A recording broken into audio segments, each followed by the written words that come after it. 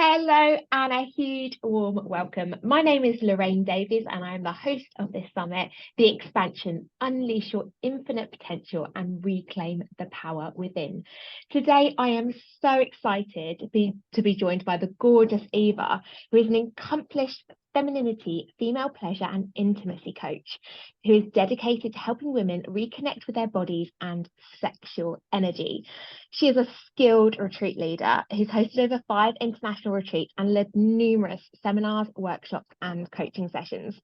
So Eva integrates theta healing into her coaching, offering a holistic approach that combines mind and body wellness. And she's committed to helping women discover and embrace their authentic selves. Today, I know she is super excited to share how you can unleash your pleasure for abundance. So how you can use your sexual energy for manifestation. And I know that everybody watching this is going to be like, so excited to hear more about this. So before we kind of get straight into the topic, I would love just to hear a little bit about how you fell into this space of working in female intimacy. So do you want to give us a little bit of an insight? Yes. So first of all, thank you for inviting me. I'm super excited and I'm super excited to share the knowledge around sexual energy and money and how we can combine that together and unpack also all these taboos around these two topics. So how did I come into it? It started with my very personal journey. Obviously, like how it starts for many of us, like really living a life full of disconnection. I feel I was this kind of person who, I would exchange sex for intimacy. I was really, I don't know, it was also a lot of body shame, a lot of conditioning. I experienced certain abuse, and there was, like a lot of unpacking to do on my side. And I feel I lived all my life like very disconnected from my body, disconnected from myself, my true essence, like this conditioning of people pleasing. However, sex was the only kind of area where I actually was very, very joyful. What we call today like sex positiveness. So I was like, I kind of had like a lot of beautiful experiences. So I think that was maybe probably because of the taboo where I didn't actually feel that conditioned. And at some point, I quit my corporate career and I went traveling to Asia, and I kind of started my own, my own healing journey. And I started with theta healing, which is a method combined, working and decoding the subconscious mind and patterns in the subconscious mind. And from the very beginning, when I started working with this, I attracted women, topics around femininity, the sacral chakra, really this energy of, okay, like really being, who they are, who they want to be actually, well, who they are, but not living it fully out. And I was like, okay, this is interesting because it was so clear. And then I started the path around sexuality because I was like, I really love it and I feel so comfortable. And I think one of my main reasons was also I love talking about sex. I enjoy sex. And just because I'm not a man, I cannot talk about it. I cannot, like it always felt like it's my lady side and the sexual version of me, right? And I was like, no. And then also all this body shame, right?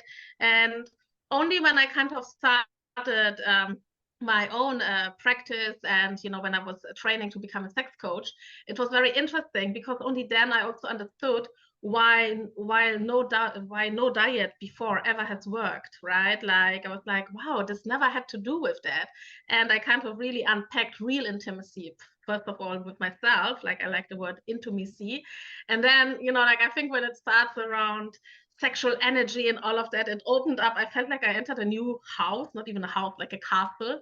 And even now, after years now of that, I'm like, every day I'm still discovering a new room. And I'm like, oh my God, this is amazing. How could we not know this our entire life? Yeah. Oh my goodness, I love so much what you shared there. And I think I know, no, I don't think I know that so many of the women watching this are going to be able to relate to what we're sharing today. Because what I loved when we originally connected to talk about the summit was the fact that this is, for some people, it's going to feel like a little bit edgy, right? It's a little bit outside of their comfort zone. And when we're talking about a topic such as expansion and we're talking about abundance and the connection between money and sex, these are all like they're quite charged conversations potentially, aren't they? So I love that it's such a playful thing, you know, when you talk about, oh, what room am I discovering in my castle today through this intimacy. Like, that is such a beautiful image and a way to talk about it. So I would love to know then, so for you, if you could give us a little bit of an idea, why is money and sex and like sexual pleasure and wealth, or, you know, abundance, how are they connected? Tell us a bit more about that. I think first of all, I start with, when I talk about sexual energy, what this really means. I think this is something important to kind of set the ground that everybody kind of follows what I really want to say. So when I talk about sexual energy, I obviously talk about our life force energy, right? It's the creative energy, that internal engine, that internal fire when you wake up in the morning and you're like, oh my God, fucking hell, every cell of my body is alive, every, you know, like, you're excited and everything. And don't get me wrong, maybe not every single day you wake up like hypercharged and hyperorgasmic, but in general, you have this like ground energy of, oh my God, like, this is my life, I can create whatever I want, right? Like, and this is what it is really about. Sexual energy is the energy of creation, and particularly for us women, the connection with our womb space is so important. I mean, we can create, as the female body is capable to give birth to babies, right? I mean, this is magnificent by itself.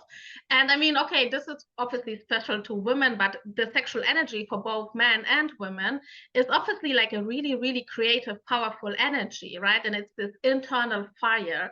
So I think this is really important to understand as a basis, rather than the act of sex, which might be for many people just considered as penetration, which is, even this, I don't think it's sex. You know, I think sexual interaction and copulation and all of that is way more than in out. But anyway, so this is what I'm talking about when I talk about sexual energy, right? And when we think about that, I mean, there we have a lot of taboo already on it, particularly as the women, right? There's like so much shame. I talked about I mentioned the body shame that I personally had. And it's so interesting. Like, me personally, I'm probably the biggest I have ever been. Like, I get so many compliments how sexy I am. Like, when I was skinny, I didn't get that, right? It was because I was so disconnected from my body. And now I'm like, I'm loving my body. So I'm kind of, my internal love for myself and for my body is kind of showing to the outside. But when it comes to sex, there is so much taboo. There's so much, you know, like shame, religious conditioning. Like, then again, what I also said, like this lady version of me, the sexual version of me, you know, like, okay, because I'm a woman. So this is, you know, all of this on one side. Money on the other side is also like supercharged, right? Like, it's there. So, I mean, I think personally, I dedicated nearly 2 years to unpack and heal my money story and my relationship with money. And I think it's still an ongoing journey, but I think the initial foundation, melting away all these ancestral and historical and conditionings and all this story of hustling and hustle culture and doing a lot for it, like, there's so much to unpack. It's obviously so multi-layered, right? But also it comes with a taboo, right? Like, we have this toxic relationship, like most of us have, like this on-off relationship, that fuckboy relationship with money, right? We want it, but we don't want it, like this in-out, hot-cold, right? In Tinder world society, it's like, it continues like that, right? And energetically speaking, though, abundance and sexual energy sits in the same energy center. It is both sitting in the sacral chakra, right? Which is like, and obviously the second chakra. It is the energy, and it is kind of the same energy. It's kind of, we look at it and it's very interesting because it is so deeply, it is like, obviously it's above the root. And I think it's very interesting because you mentioned expansion. And normally, I believe personally, everybody should be starting with that topic. Because if we work with that topic, we heal so much, right? Because it is so deeply, and normally it comes like, either we want to be in a loving relationship and we clear out all that shit because we want to have that most compatible divine soulmate, or we have our own business and all this money stuff blows up, right? And we're like, oh, like, I imagined having my own business will be so much fun. So then we also look into the deeper intimacy stuff. But whatever, like, for whatever reason, we start in the crown with the third eye. For many spiritual people that I know, it kind of starts with the awakening, it starts with the clairvoyance, or, you know, whatever their capabilities are. Then a lot of, in yoga, we do a lot of heart opening. So, you know, it's very interesting. And I mean, okay, it makes sense because the, you know, the energy follows the least resistant, right? Because the core, like really the topics down there are so, you know, not down there because of sexual down there, but the deeper layers and the deeper wounds are really sitting in these kind of lower chakras, right? And the energy flows, however, from the bottom to the up, right? And I always kind of say it's like a hose, like you have a knot in the hose, and you can do as much heart opening, you can do your third eye openings, but you will never reach your full potential if you don't work with your root, and if you don't work with your sacral energy, when you don't go there, and you will not be grounded. And this is what also happens in the spiritual places, and it happened also to me. So, you know, when I'm saying all of this, I'm not saying it from my high horse here. I'm really sharing it of like, I have walked that path and I learned it myself. That's why I'm sharing this so openly here. But we are so spaced out, and I hear that, and I hear that also in retreats and everything. We are like, oh, this 3D world, like I don't like it, like everything is so nice. And it's, of course it's nice when we're meditating, but we have chosen a body. We have to face that, right? We have to face it, that we have chosen a body. If we wanted to be spirit, we would have stayed in spirit form. We are spirit, but we also have a human experience, and we have a body, and our bodies are actually magical. I'm actually so in love with my body now. I'm like, wow, my body is like really amazing. And particularly as women, I mean, we have 8,000 nerve endings for fucking pleasure. I mean, if the world would want us to suffer, why would God give us 8,000 nerve endings only for pleasure? We don't have 8,000 nerve endings for hustling. So yeah, God. Now I'm like, I hope everybody can still follow me. No, I love it. And I literally got goosebumps when you were talking about this idea that we, you know, we have chosen as soul to incarnate into a body, to be here, to experience what it is like to be a human being, and every aspect that comes with that. And I think, you know, as soon as you start shutting doors, essentially, on aspects of your life, you know, sexual pleasure and intimacy, or, you know, it's the same as when we talk about the money thing being charged, and people are like, well, I don't need money. And it's like, whoa, you know, like you're shutting a door on it, saying, no, thank you, I don't need that. We are literally, I love that analogy used of almost like having a knot. Mm-hmm. And the energy can't flow up. You can't, how can you possibly bring these things into your life if you can't also be grounded in this root and this sacral, and allowing the energy to flow through it? So it's so fascinating. Okay, so with everybody watching, and they're sitting here going, okay, this makes sense to me, right? I understand what she's saying here. So how do I connect with that? Because I think that's the first piece of the jigsaw puzzle, isn't it? Because I think you mentioned earlier in your own story, you talked about feeling disconnected.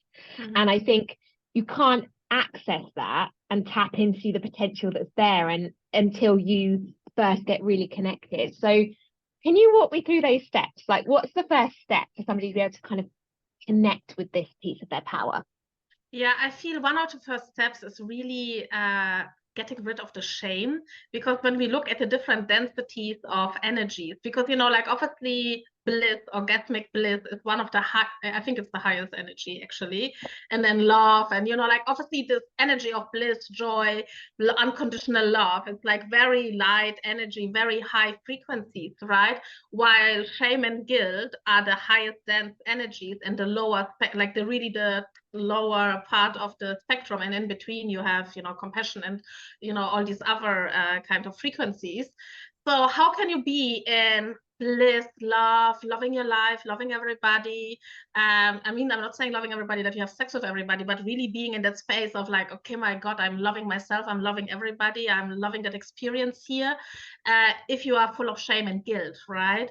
You cannot. It's like if you want to travel, but you bring like 15 suitcases with you, right? I mean, maybe you have somebody who carries them for you, but normally you don't have. So, you know, I mean, like when I quit my job, I went traveling and I had a backpack.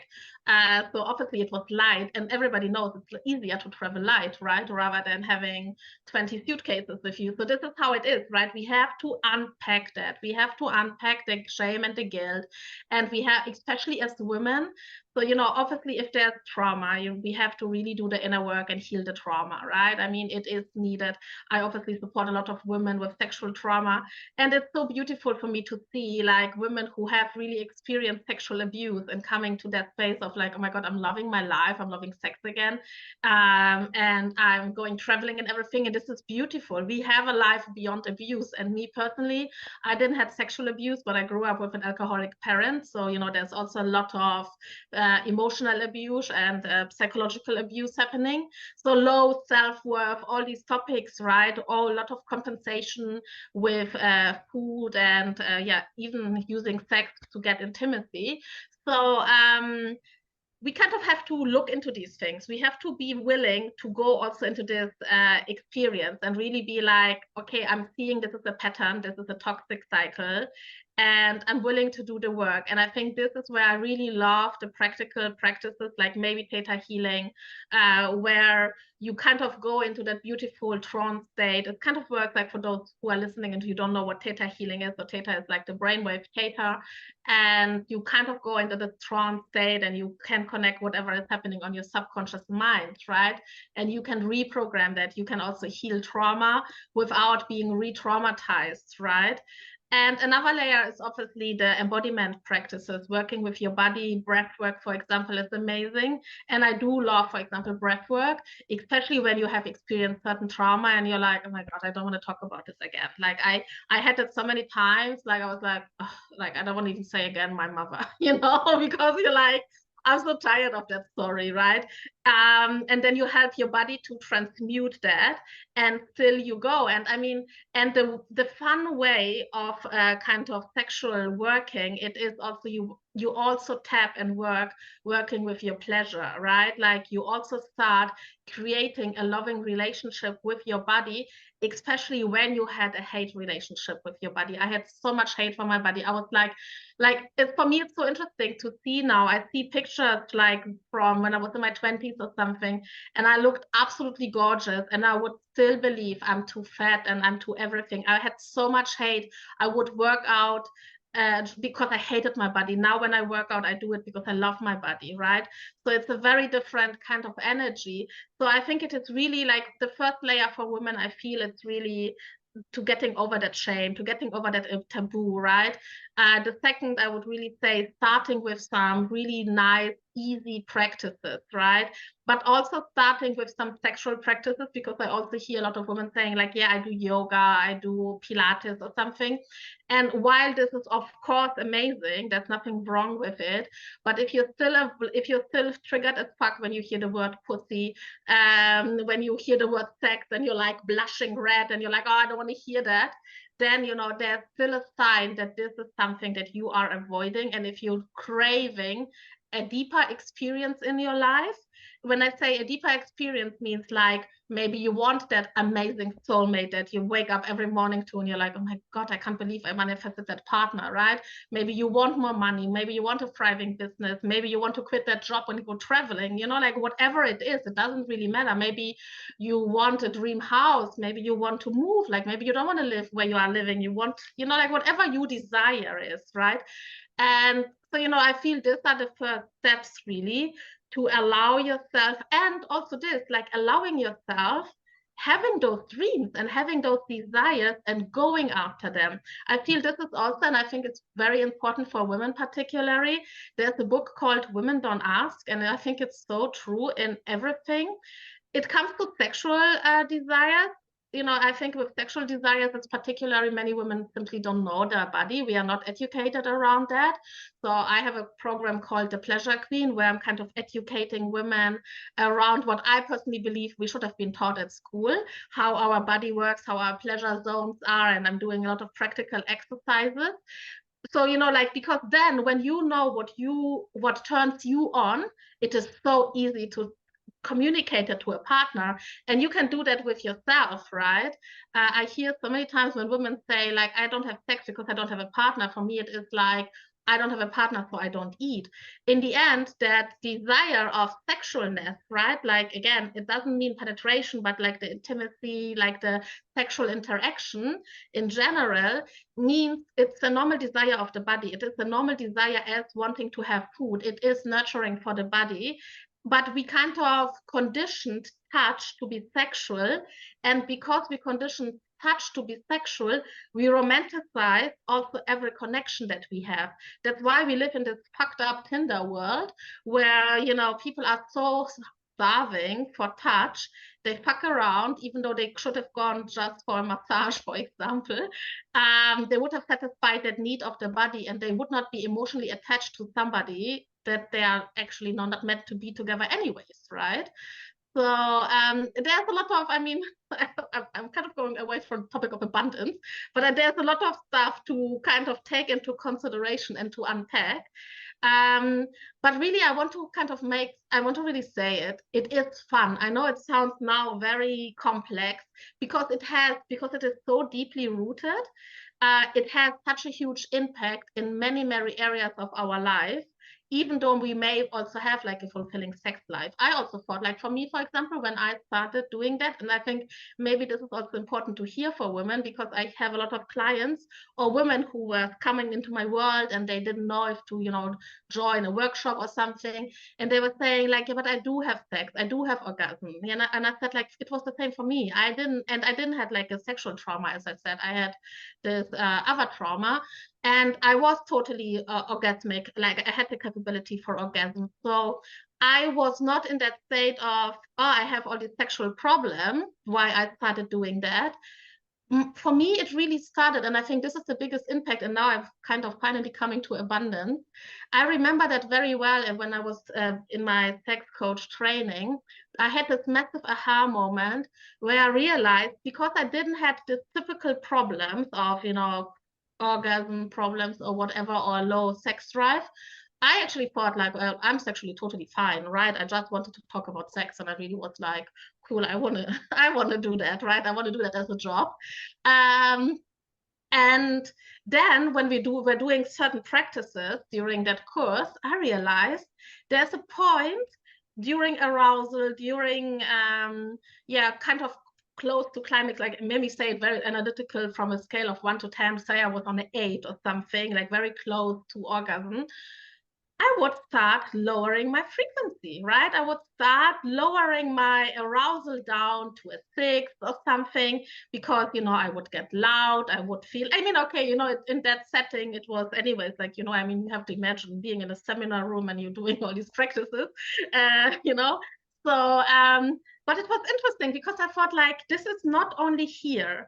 This is not only in the seminar room. And I mean, you know, obviously it was a group that we were doing that course together for some time now. So there was a high level of trust already, right? And I was like, this is also in my real life. And not only in my sexual real life, this is also in my other areas. There's a point, because I don't have the typical problems, because I'm already kind of a little bit, I don't want to say above, but, you know, saying like, I don't have the typical problems. I start lowering my energy down, right? I want to fit into that room to not make somebody else uncomfortable. And kind of lowering down. And this is the point where we come to money now, finally. And it's the truth, especially for women. There comes also the shame and the guilt when we want more, when we desire more, when we are feeling like, actually, I do have a good life. And, you know, like change is, and this is also what I had to learn. Change obviously comes, either the pain is big enough or the desire is high enough, right? And we have learned that it's only okay to change something in our life because of pain. But it doesn't need to be that way. We can choose also of desire. And personally, I mean, I've chosen the hard way many, many times in my life. And now I'm like, really like, oh my God, fuck that shit. Because out of desire, and that motivation out of desire is so much more fun. It is so much more fun. Yeah. Wow. Oh my goodness. So that I love how you have this beautiful flow, and there's so many points I'm going to definitely like draw on and pull out in a few minutes and want to highlight. But what I really found really interesting from what you said, and it's something I can definitely recognize not only in myself but in my clients as well. And I know, you know, you'll be experiencing the same, is that when you talk about this, that point of reaching an 8 and then bringing your pleasure down, like bringing your vibration, like knocking it down a couple of notches. And I think that for me, there's a core message in that for everyone, which is this idea that, you know, if you're doing that in this part of your life, where else are you doing that? Where else are you playing small, not leaning into your edges, not allowing yourself to experience what you have the capacity to experience? And that, for me, that is like such a powerful message in and of itself, because when people understand that momentum anywhere in their life is momentum everywhere in their life, and that your ability to experience pleasure from money and your experience to feel pleasure, or like, you know, all these beautiful things in every area, if you're not allowing that in your levels of intimacy, in your level of sexual energy, in your levels of pleasure, then it's like putting a ceiling on every other area of your life, which I think, you know, is so powerful. So I would love to bring us back round to when you were talking about unpacking it. The first step you talked about was like the piece around shame and guilt. And I know that people, as they were listening to you, be like, yeah, I understand that, you know, having had that shame or guilt, or having had experiences that you would like regret, I think is also, you know, a powerful piece of that shame and guilt kind of packaging. And you talked about this this unpacking piece, and how we have to go, like, we have to do the inner work here. We have to allow ourselves to let go of shame and let go of guilt, and accept that that is not actually our stuff. That is mostly conditioning based on what we've learned from the world around us about how we should respond to this topic, right? Totally. But what you also talked about is you then went on to talk about kind of, you know, I would love to understand a bit more about like how, if somebody was coming to us like, okay, right, step one, I'm going to release shame and guilt, and I'm going to lean into more self-love. You know, what kind of practices? You talked a little bit, you know, about breath work there. If somebody's completely, you know, like new to this topic, particularly of like using sex magic as your abundance, like step one, I want to let go of shame and guilt. Okay, how do I do that then? Yeah, I think the very easiest for everybody is really also starting journaling about that, because it's like it's the easiest and the lowest resistance part, right? Because you don't need to have any kind of previous experience, and you just write it down. You just write, you brain dump everything that you believe around that, right? Like whatever body shame, whatever sexual shame, whatever you believe, right? And it's so interesting when you do that, because you're like, wow, wow. I like, once you start this free-flowing writing process, this is like the easiest. And for most of the people, this is the lowest resistance point, right? When you feel already like, okay, journaling, fine, but I want to actually start doing something with the body, then I would totally go into like, the easiest would be like, you know, like simple connecting, just putting your heart on your chest, on your womb space, closing your eyes, and taking a couple of breaths, and really also allowing that sense and feeling how it feels when you also consciously start connecting with your womb space. Because a lot of women, like a lot of people, don't have a lot of resistance connecting with the heart, but also very consciously connecting with the womb, connecting with the pussy. And I know pussy is so triggering. And in the beginning, I always said yoni, but now I'm like, no, I want to bring up that stuff. It's good that if it's triggering you, that it's amazing, because we kind of want to be coming to that state of that it's not triggering you anymore. And you're like, oh, I actually love my pussy. You can call her however you want to call her, right? But really starting to create a relationship. And I feel this is the easiest in the beginning, like really coming into that. Okay, when I allow myself to meditate for a couple of minutes and really consciously taking a couple of breaths into my womb, also go into a more conscious belly breath rather than, you know, like in the chest, you will feel like even a couple of minutes, it's like, oh, it's so nice. Then another layer would be like a very super easy sensual practice. Let's do it. Because I want to show you and everybody listening, like if you're watching or listening, just do it with us. It's like really 2 minutes, but you will feel how it feels. So I put down my glasses. Just close your eyes, warm up your hands a little bit.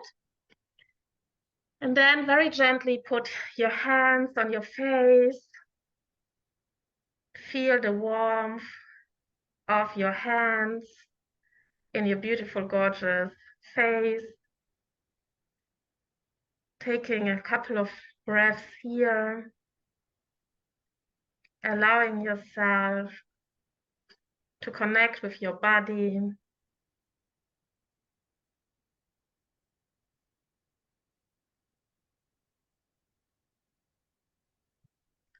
And then very gently kind of start using your fingertips very gently, like start with the eyebrows. Start discovering your face as if it's the first time that you're ever touching your face. Very sensual. Start with the eyebrows. Coming down to your cheekbones.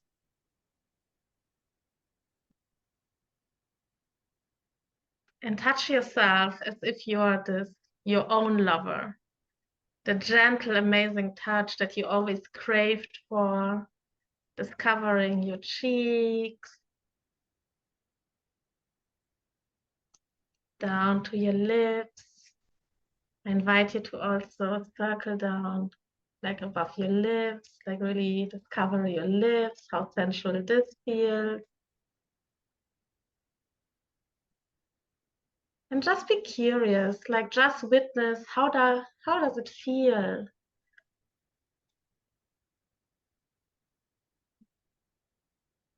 Allow your hands to travel a little bit down your neck and your ear area.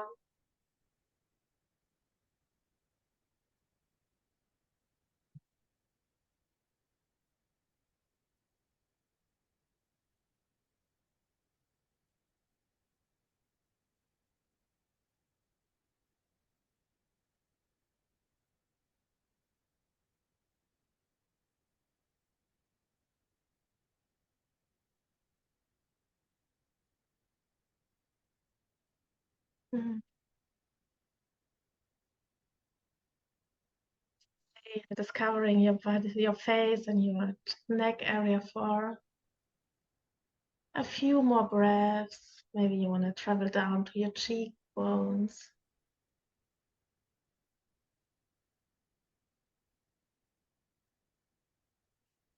And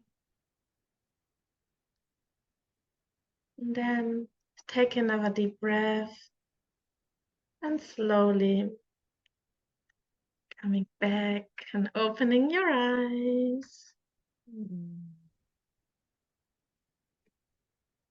I feel so calm. It was And it was, beautiful. thank you. And it's so nice. It's like we did it less than 2 minutes. Like I wanted to, like I wanted to show you it's so easy. It is so easy. And everybody feels that like, oh my God, I'm here in the now. And this is so beautiful because especially when we hear so much and we are so much in our minds, like it's like, oh, I'm here in the now and my face, oh my God, I didn't know my face is so amazing. 100%. And it is that deep connection. I think what's so interesting, especially when you're talking about connecting with your womb space, and you can just start, hand on heart, hand on womb, breathing. There was a couple of things that came up for me when you did that, and I kind of took my own breath and kind of sat with that. And I think there's, when we talk about connecting with that space, so many people who are already in the personal development world are very, think of themselves as, very spiritual.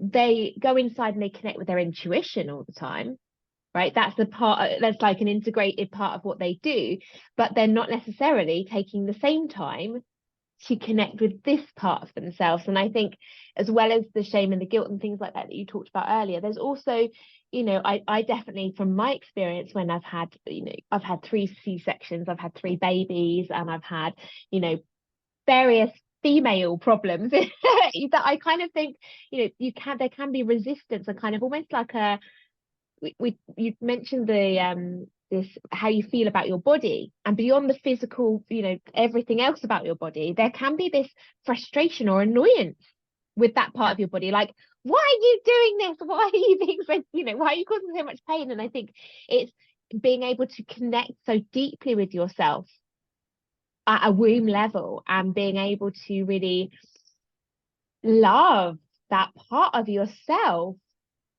is in and of itself going to be revolutionary for so many people.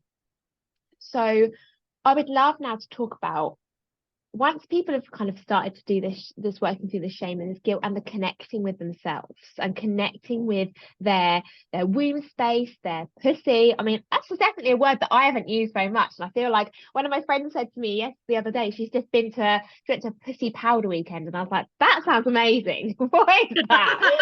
I was like, what is that?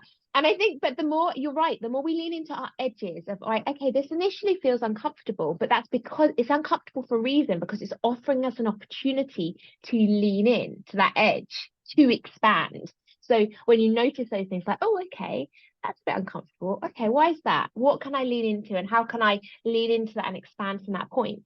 You know, what can we be doing next to tap into this? Like, you know, you use the term when we talked about before, sex magic. Like, whoa, like, what is sex magic, and how can I use that to create abundance?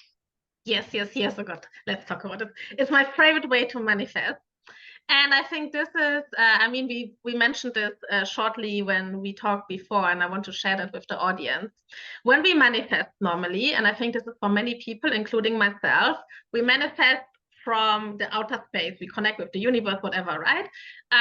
So we kind of see it, or we, you know, whatever your capabilities are. Like for me, I'm, for example, very visual. Other people, obviously, you know, they just know it, or clairaudient or whatever, right? So whatever your capability is, but we normally manifest from a space somewhere else, right? So say we manifest something that feels really out of your comfort zone. Let's go beyond the parking slots, right? Because you didn't come here to just manifest the parking in front of your house or in front of the shop. Like, this is not it's not your purpose of life. I mean, it's the first step of manifestation and the proof that you can manifest, but we go beyond the parking slots, okay? So you manifest, make, like, say something, you want your soulmate, or you want a dream house, or you want to be the millionaire. Like, really take something that you feel like, it feels like illusional. It should be still, no, whatever, go for it, whatever you want, right? Say you want a villa, let's go for it. Like, let's go and manifest the fucking villa. And you're like, okay, cool, like a villa would be nice, but I will not ever live in a villa, right? But, you know, like, let's go for it. Like, you want to be that, you want to have that villa, right? So you would normally sit and you dream and you manifest and you envision that villa, right? You maybe do your vision board or something. But it can be that from your current reality, let's say you live in a studio, but you want a villa, the gap between you and the villa is very, very big, right? So at some point you can lose the motivation, even though you put it on your vision board, even though you meditated and you believe it's not working, I'm not manifesting, right? The reason why it's not working is because you didn't include your body in it. You didn't bring your body in the equation of that manifesting. And maybe the gap between the studio and the villa, I don't want to say it's too big, but it felt unrealistic for your body. So you have to bring your body in it, so your body starts believing that villa, right? So the easiest we can do that is with sex magic. So how does sex magic work? Sex magic, first of all, means you're using sexual energy. You have the understanding now that sexual energy is more than just in out, right? You know, it's a creative energy. It can create babies, it can create businesses, it can create that villa, whatever, right? You can, like, you come to that understanding, I'm the creator of my life and I can do it and I can manifest it and I have the power, and the power sits in my sexual energy, right? It doesn't matter if you're man or woman, it works the same for both of you, right? For both genders, or whatever gender, how many genders we have now, but sexual energy is still universal. We have, regardless what kind of gender you identify, we have that beautiful sexual energy. So how it starts, you come into that sexual energy means we alchemize that energy into what we desire. We bring the non-physical into the physical and we actualize that, right?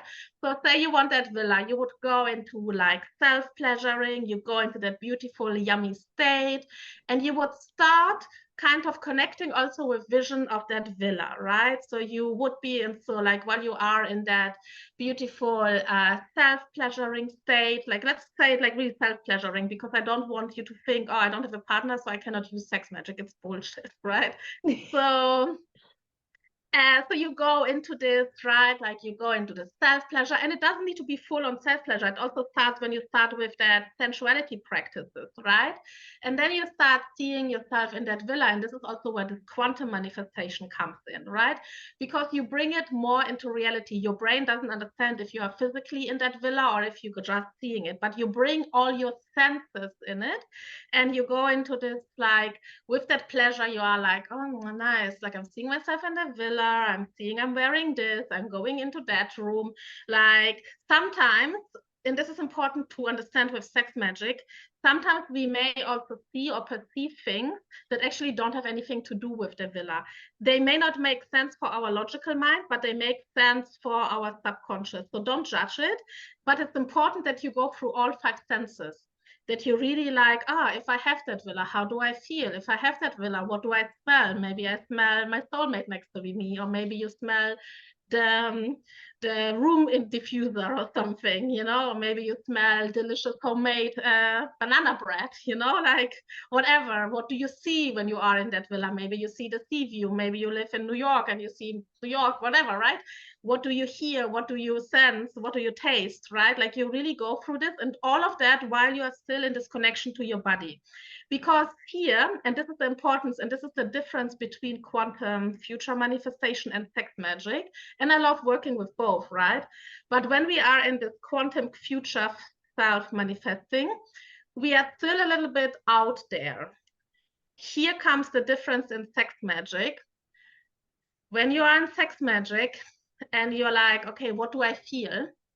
And you feel uncomfortableness, you feel sadness all of a sudden coming up. You are in this you are in this pleasuring state, and you see that, and all of a sudden you feel sadness coming up.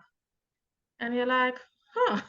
And it happened to me before. It's like, wow, I'm actually in pleasuring sensual moments. I'm envisioning what I want, and I have sadness coming up. And this is the moment where you realize there are parts in your body that are not in alignment with that vision yet. Yes. Whatever, it can be sadness, it can be whatever, but whatever it is, but I wanted to highlight that. And the thing here is not to go into judgment of that, not into analyzing of that. It's not important why you are crying, whatever. It is really that state of like, okay, I'm acknowledging that, I'm acknowledging this. You can ask, this is what I would advise then, right? And then I would ask like, okay, what do you need? And sometimes when we ask, what do you need?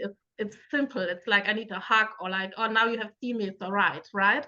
So normally the answer from the subconscious is super simple. It's really like, and normally when this is the experience I personally have, and I have it with clients as well. It's like really, normally we have seen it and we have acknowledged it. It kind of softens, it melts away. So that dense energy in your body, for whatever reason it was there, it melts away. And this is the main difference. And then, you know, like, and also, I want to say that even though it's called sex magic, it's not important that you need to climax, because I'm very aware of that, obviously, that also a lot of women have orgasmic problems. So don't believe just because you never had an orgasm that you cannot use sex magic now. Like ultimately it is said, like you climax and you release the energy to to the divine. But you know, like you can release the divine whenever you feel it's ready to be released. It doesn't need to be like, please, for the women, please don't stress yourself and be like, oh fuck, now I've never experienced an orgasm and now I even can't manifest because of that. Like, please let go of the limitation. The connection with your body, the connection with your desire, and the connection with what you are sensing at that moment is way more important than the climax. It's really the being in the here and now, acknowledging what is ever happening in your body. And then normally when you do that, because normally like you would do that for some time, right? Like it's like, how do I say it? It's like going to the gym. You go to the gym because you know it's good for your body, right? You don't do sit-ups once and expect to have a six-pack, right? I mean, we would all love that, but realistically it's not the case, right? But if you find an exercise that you really like, for me, for example, I really enjoy Zumba. I go there because I'm enjoying it, and that's what I would encourage you to see it with, also with sex magic. It's like it's a practice that is super fun and that helps you to your manifestation, and it gets you from the studio to the villa. To say, if you would have not done it, it would maybe taken you 20 years. Sex magic can shorten that distance, whatever the shorten is. You know, like obviously there are other components in it. However, it includes the body, and that's why it is so powerful. Yeah. Oh my God, I'm like hanging on your every word. And I know so many other people will be too, because this aligns so beautifully with with my own experiences as well. I know, for example, that when I am connected with my body, when I'm in my body, that I do manifest much faster. It's like lightning speed. So it makes so much sense to me that you would integrate this, that you would go right, how can I use this pleasure process to accelerate like what I'm working towards, what I'm trying to call in, because it ultimately, so much of it is this idea of, like, we need to raise our vibration, and you can't be expecting to receive this thing over here if you're not a vibrational match for it. And our goal with this, linking this, it's about how you feel in your body and what you're experiencing, and that heightened state of awareness that is bringing you into kind of in that alignment with that thing that you're trying to manifest. That's kind of how I feel. Yeah, and also like when we, like, I mean, basic law of attraction, right? Like you have to feel good without the manifestation anyways, right? And if we are too attached, if we are too much in the head, and that's the thing, we are so much in our head with everything, right? And I think everybody knows that sensation when we had like a juicy moment, either with ourselves or with a partner, regardless if you orgasm or didn't. But like this beautiful moment, right? If you are in traffic, you don't care, you're like so light, like everything is easy for you. You are living in that state of ease, right? And with law of attraction, like following the path of least resistance, right? If you're trying to analyze it, why is this not, I still need to change that belief system and everything, it is heavy. It can turn heavy, and we can turn so heavy. And like, again, also the shame and the guilt. And I think in the spiritual communities, it's super important, because in the end, if we want to create an impact in this world, if we really want to make change in the world, how can we do that if we are not accepting that money is part of this 3D reality? We cannot want to make a change in the world and hate money and be in shame of our sexual being. It is impossible. We can, it will be still the old paradigm, but since everything is shifting in quantum speed now, it is time that money comes into hands of conscious people, and that we create like a better change. And as much as I love this idea, we don't need money, but why? Like, why would we not need money? It's the same thing as we say, I don't need air. Like, you need air. Like, come on, please. Like, just accept that this is an energy. It is what it is. It is an energy. It's nothing more. And this is all a belief and conditioning that money is bad and that rich people are bad or poor people are like more. I think this was my biggest thing. Like, seriously, as a spiritual healer, being humble, right? Like needing to be humble, like this old religious programming, like I'm a healer, but realistically, even Mother Teresa was flying with a private jet, right? Like, I mean, she also had money. Maybe she physically was not like maybe she was a billionaire, I don't know, but you know, she had sponsors, right? There was money available for her to do that. So we cannot believe that we can do all of that and reject money and sexualness. 100%. 100%. And we have to be willing to go there.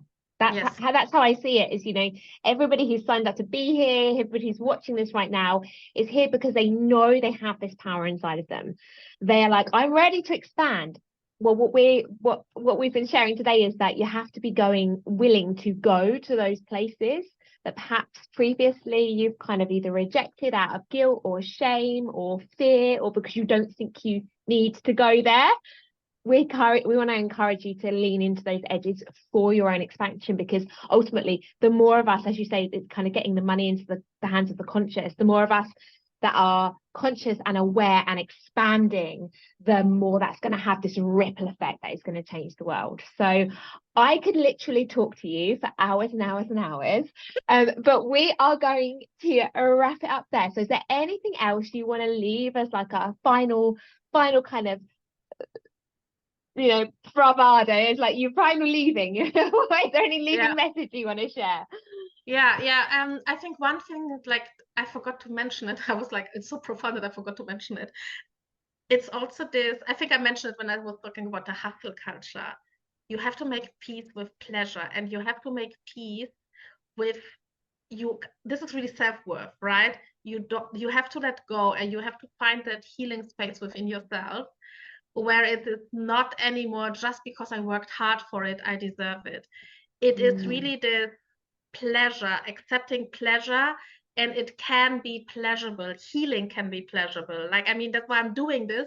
Yes, you unravel and you do the inner work, but even there, you don't have to make the dark night of the soul like a traumatic experience again. Like, it is all fine. Like we can choose pleasure or we can choose suffering.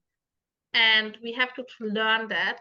So in my last final sentence, I want to give everybody, and I'm kind of sharing the sentence everywhere now, pressure is who you think you're supposed to be, and relaxation and pleasure is who you are.